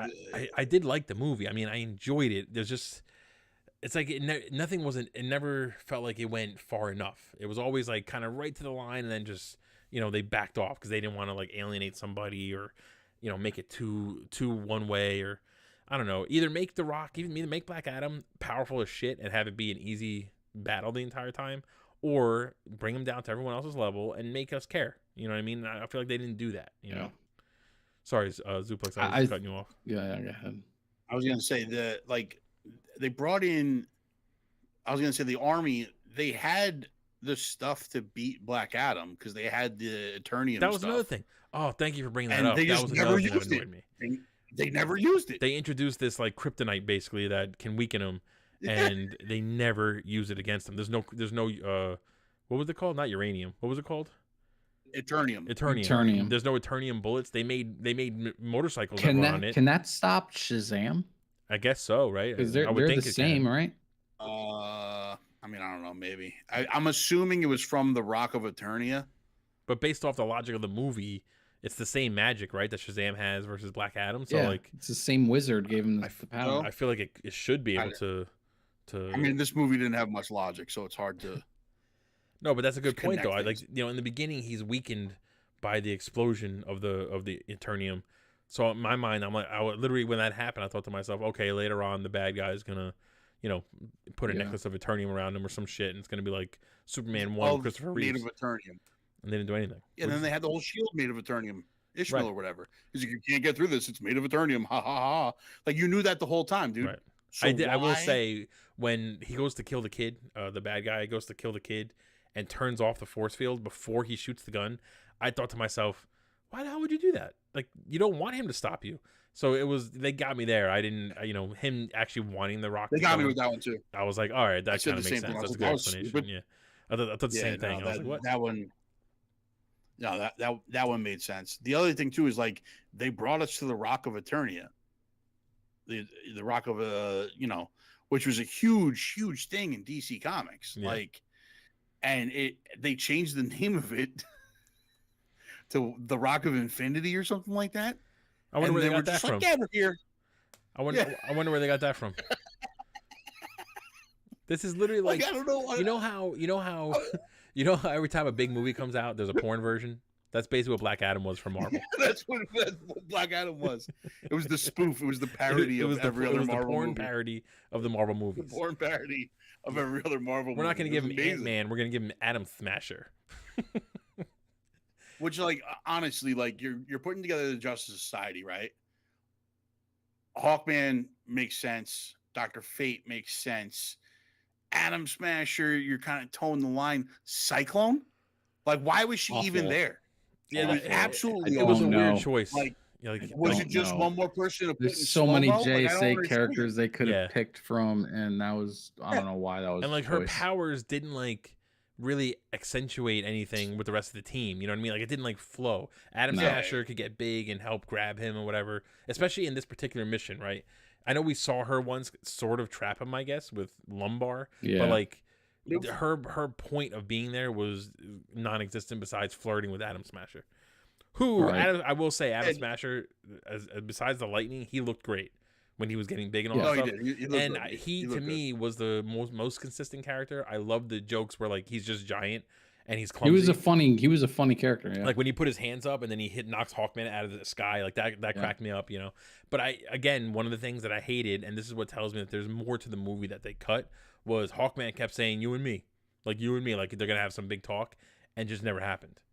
You know what I mean? Mhm. Like they should have had that happen, and then Atom Smasher comes back at the end and maybe steps up and does something right. Like redeems himself. yeah, so I feel like there's stuff missing that they Two- didn't put in the movie for sure. Those two never stepped up for anything, right? Like they never got the chance to. I don't should even say. remember, were they involved in the Um, final fight? I don't remember. Yeah, into the temple, they didn't really do anything. Like, because at that point, It was just Hawkman Dr. grabbed Fate and Dr. Hawkman, Fate's like- helmet, and Dr. Fate's helmet let him use powers for some reason that we still can't figure out. And then Black Adam showed up. Like, so they really So didn't I do feel bad anything for in there Fred. either. I feel like it's just us two jumping, just attacking I mean, Fred right now. I can't believe It's you not like hard this to movie. understand. I don't get it. Like, I mean, it is hard to understand when you put the basis. Clearly, you're having a very difficult time. Like, well, early on in the movie, they defined, like, listen, you can't make your own rules and then break your rules. Right. I think that was my thing. Yeah, I kind of agree. I felt like they talked about certain things and then they just changed it when it was needed, you know. I mean, listen, I will say this is a good foundation for something in the future. I definitely want to see Superman and Black Adam go at it. It's clear that they're going to fight once. It'll be a draw, and then they'll need to team up to actually fight whoever the real villain is. But, like, who's that villain? Who's going to make me care about Black Adam and Superman teaming up? I think we're going to get Shazam first, Black Adam, and then it'll go to like, Superman that's the thing. after that. I think this would have been stronger if Shazam was the one to show up at the end. Right. Or, way to be more perfectly sense honest, than Superman. I would have also, can we talk about how all of a sudden Amanda Waller? Yeah, I wanted to bring this up. Superman. I wanted to bring that up. Well, so like, it I made took no that, sense. I took that as it's no been sense. years, and Superman works with the government. Like, he's not an anti-government kind of hero. So, like, you know, maybe he's just not, like, I don't know, fully aware that she's Amanda Waller. She doesn't work for the government. She works for some black site. She was in charge of the Suicide Squad. Now, for some reason, she's in charge of the Justice League. No, she's in charge of Task Force X, which is the Suicide Squad, which apparently JSA is Task Force X. What? Wait, what? Exactly. You know, exactly. I said it out loud too when they said Task Amanda Force Waller X. was not good in this movie. It didn't make sense. Although, I mean, she was good. It's Alfred Woodard. She's a Johnny good Butters actress, says that what he wants to see is a Peacemaker no versus point. Black Adam. Yeah, Peacemaker. I mean, we saw it at WrestleMania. It wasn't that great. My problem is, yeah. like, so Shazam, obviously Shazam and Black Adam have to meet. Superman has to meet, but, like, you know, if the three of them are on such a similar power level, how do you come up with a villain that can? You know what I want want to say? You know, it's got to be Doomsday, I guess. Not Doomsday, Darkseid, but, like, Brainiac could be. You know what I want to see? Just to see Zuplex's head explode. Phase 1. Superman, Black Adam, and the Flash all fighting each other in slow motion. But you know what? I don't want them to do any slow motion. The entire movie would be in slow motion. No, they should see if DC is smart. They should do a short on HBO Max, one episode, the three of them fighting, and it's literally just the camera's in one spot, a static shot, and you just see blurs. And they're like, all right, fight's over, good one. And they kind of wipe the sweat off their heads and walk away. And that's it. You know? And then we're just like my thing is, I'm not against using slow motion for speedsters, right? This was every single scene. Every single fight scene was in slow motion. Even when Hawkman, Cyclone, and Atom Smasher are fighting the army, it was in slow motion. Right. So once you start overusing it like that, it's there's no point to it anymore. It was too much. It was definitely too much. Yeah. You know, you can overdo the slow motion for sure, and they definitely did that. It felt like a Zack Snyder movie with the slow motion, honestly, because he uses that constantly. What was your rating, Zupla? I don't know if you said it. I'm sticking with Chris 5.0. Because there was some like funny parts. There was some decent, like, you know. There are definitely moments to like, for sure. The story's not terrible. There's definitely moments to like in it, but it's just I overall like the twist that it was his son was the original Black Adam. Love that. That was perfect. Oh, that was a good part of the story and everything like that. But again, like, the whole movie feels disjointed. There feels like there was a whole piece of this movie that was missing. The CGI was all right to terrible at some points. Everything was in slow motion, which made no sense. And there's plot holes throughout it. So it's just right. The more you really it's think hard about for it, I feel like the more you can pick it apart. Yeah, you could definitely pick this movie apart for days. It's crazy. Yeah. But you anyway, know what we didn't talk about? I know we're coming to the end of stuff. Yeah. We did not talk about Ant-Man. Oh shit! I completely skipped the Ant-Man 3. The Ant-Man 3 trailer. Well, we have a bunch of reactions on YouTube. But let's just kind of quickly end it on Ant-Man because I'm tired of talking about Black Adam. Speaking of Atom Smasher, let's talk about Ant-Man. So there we go. I mean, so I don't know. What do you guys feel about the trailer? Go ahead, Scythe. I'm gonna send you. Go ahead. Go to somebody else. I'm gonna send you two pictures. Zuplex, go to trailer. I really love the trailer. I think it definitely told us some things with also keeping us in the dark about a lot. But we all know that this movie is going to be the linchpin of what Marvel does going forward. I'm so amped by it. I feel like it's going to wind up being a much smaller movie than we're anticipating. So I'm holding back judgment on this because I do. I also feel like this could get very complicated as far as timelines and everything like that. I feel like this is going to be a movie that sets up the Kang Dynasty or whatever, but I don't think that this movie itself is going to be like crazy. I don't think it's going to be massive. I think it's going to be small, a small story that they tell. It can't be crazy. I mean, it can't be massive because it's literally just a setup for the next phase of the MCU. But that's my point. But I think because the title has Mania in it, Fred's going to lose his mind if this isn't the most massive movie on the planet. No, I'm not. I don't think so. Go ahead, Fred. I will say, Fred, I got your pictures, and I'm on the same page as you. We're here right now. Okay, we're here right now with this. All right. Yeah, perfect. Let's try to pull this up. So, yes, this movie might not be, a grand scale type of movie to end a phase, if you want to call it that. But it is the one movie that's supposed to propel us into what the saga is really about. So in that aspect, it has to come strong and it has to be somewhat big in that form. I think we're going to get a lot of different variants because it looks like Ant-Man is chasing a bigger Ant-Man that kind of like falls apart. Like we're getting different variants. I agree. I want to know how all these creatures and people and variants of Kang and whatever, like how did they all get in the quantum realm to begin with? Like that blows my mind. We'll find out. Well, it's another universe. Yeah. Like, from what I understand, so this is I'm kind of like under 3 different worlds that this could be. It's either the microverse, right? It's either Mojo World or it's Battle World. Like that that scene of what I thought originally was the TVA. If you watch our reaction, I thought it was the TVA. Thinking about it more, that could wind up being Battle World. So maybe when he's crazy, when he's powering up it looks like he's powering up what seemed to be, I mentioned it in the reaction, it had the same hexagonal plates on it that their time machines did. Mm-hmm. So I'm wondering if he's trying to bring Battle World to the actual world with an incursion. Maybe. It's crazy that he had a whole army. I thought that was nuts because the army looked pretty awesome. The whole thing looks great. I can't pull the pictures up, Fred, but we got to talk about that. Okay, you can't. Oh, you can't do it. All right. So when they showed the thing that you thought was the TVA, and it had all the rings going around it, dude, I immediately thought of the 10 rings because it had the same insignia on those rings. And I sent Chris pictures, and obviously I guess they're not working. Let me see if I can find them just online because they just won't. If you looked at the 10 rings from Shang-Chi, it had the same color, the same like writing or hieroglyphics or whatever along the thing, as did the rings of the buildings that were like shifting around the building and stuff like that in the Quantumania trailer.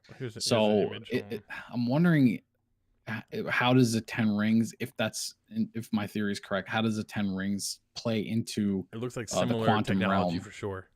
Yeah, similar technology for sure. I think for this, and we know the 10 rings were calling out to some sort of power source, right? So yeah, absolutely. And I think just moving forward, because like me and Steve, we started talking about this in our reaction on YouTube last night, but we started talking about like, well, where in the timeline is it? When may not even be in the timeline because it's on the sub timeline. They need to establish rules to this very quickly in this movie. Otherwise, going forward, everything's going to be a mess. And if they don't do that, it's a very like, and it may not be exciting and it may not be whatever, but for an overall story, like they have to establish the rules for this time travel stuff and this multiversal dimensional shit. Otherwise, us as the audience is going to be lost every time a movie comes out after this. So they have to make sure they do it in this movie. Otherwise, it's going to be very difficult. And I don't even care if they go the Looper route, where they're just like, let's not even talk about it. If we sit here talking about time travel, we're going to be here for the next 4 hours putting straws on the table trying to map out lines and shit. I'm pretty sure everyone's been complaining about the disjointedness of the MCU. I'm pretty sure that starting with Ant-Man, my gut is telling me that we're going to get a more coherent kind of through line from there. And Feige even said that Ant-Man is basically the catalyst that leads directly into the Kang Dynasty. So if we're building to that, and we know we're building to it, every movie is going to be building to it and building to Secret Wars, I think we're going to start to see a lot more connectivity, a lot more answers, and a lot more kind of like just clear direction of what's coming, And I do think if you look at the 10 rings on Shang-Chi, rewatch the trailer for Ant-Man and just pause it at the scene where they're looking at that kind of like a temple in the middle of the quantum realm, essentially. That's very, very similar. It's a good call, Fred. And I also think, to your point, Zuplex, that they're basically taking a few different worlds from the comics in the Marvel world and just kind of look like a Star Wars planet down there. I feel like the quantum realm is kind of like a combination of everything. So we're also assuming that they're in one area, and it could be multiple different dimensions. Yeah, they could be traveling. So shout out to Bill Murray, by the way. Yeah, I mean, if he's playing Krylar, like, which is the rumor, like they haven't really, I don't think they've officially announced it, but the only way Krylar is the only way his casting makes sense to me is if he's just playing Bill Murray in the quantum realm. And I want to see someone go, "How did you get here?" And him kind of like in Space Jam. They established like I want to see like in Space Jam. I want him to be like, "Oh, my agent just dropped me off." I went down that golf hole. Yeah, like not like it's got to be like just nonchalant. Like, what do you mean? I come here for vacations. What are you talking about? Like that's the only way. This was a completely different trailer than what they showed at Comic-Con. And a few people that have seen both have said that. We didn't see MODOK, which we know is in the movie. We didn't see MODOK, which you heard the rumor for MODOK. The rumor for that it's what's his name from the first Ant-Man movie? It's Darren Cross. Yeah, that they're bringing him back, and he becomes MODOK because he got trapped in the wherever the hell they are. Like we thought he died, but he actually just kept shrinking. He went subatomic. Yeah. Interesting. Good theory. Now, Chris, you didn't put a reaction up. So what's your? Well, real quick, because we're running really long, and I want to kind of end it here. I thought the trailer was a little underwhelming, only because I kind of had it in my head that we were going to see a lot more of Kang in it, and not the Jonathan Majors version we saw, but like the blue-faced like evil Kang. But that's more. We saw a glimpse of it, but in my own head, I thought we were going to see a lot of it. That's just more my own thing. And we're going to get another trailer that's going to be a little longer at some point. That's going to show a lot more. Yeah. So, I just got to have patience. Otherwise, I'm excited to get to a time where the next phase of the MCU is focused and moving towards a certain direction. I'm a huge fan of the Secret Wars storyline. So, for me, I just want more and more to push towards that. So anything they do that just kind of connects to other stuff and pays off Loki, pays off Ant-Man, pays off Guardians, all these things, like I'm ready for it. You know what I mean? So, I for that, I'm excited. You know what I mean? But I really saw the trailer and was kind of like, all right, it's coming. I didn't get as amped, I think, as you guys did. But I'm also kind of dead set right now in my mind on Wakanda Forever. And it's like, it would take really like an epic moment or trailer to kind of knock that off the pedestal at the moment. So, Very true. But like I said, I think it's going to be a much smaller movie than anybody's anticipating. I agree. But we're going to call it now because it's pun intended. Well, did you see, just speaking of smaller movie, did you see that they re-released the trailer, but the Ant-Man version? Yeah, the tiny size. It's literally the same trailer. It's just this big, Nice. But anyway. Is there any slow-mo in it? Probably. But you can't see it because I'm not an ant. So.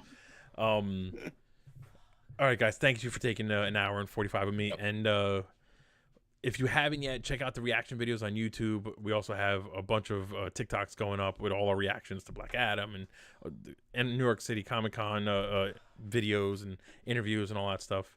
And we'll see you guys next Tuesday on the next theater room. And hopefully we'll have a full boat again. And we'll talk to you guys later, man. Peace out.